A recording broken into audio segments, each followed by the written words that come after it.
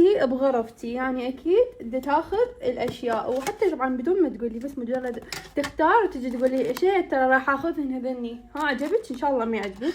شوف شنو هو ترى. اي ان شاء الله ما يعجبك. تبي تاخذيه جيبيه، راح تاخذينه هذا شو بحضنك. شوفه شنو يفيد لو ما يفيد. يفيد بالله. شو اخذتي بعد؟ ما اخذ شيء. لا شو احس شفت شي بجيبك وما ادري.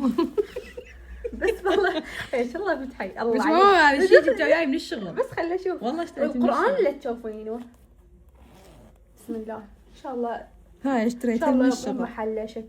ها هاي اشتريتها من الشغل. كذابة كان بالمجر. وبعد وش كذابة، ترى البوق من الاخت مو حلال والله. وبعد هاي ما تلوق لي بس راح اجربها. زين. وبعد وهذا الدرجة ما عندي.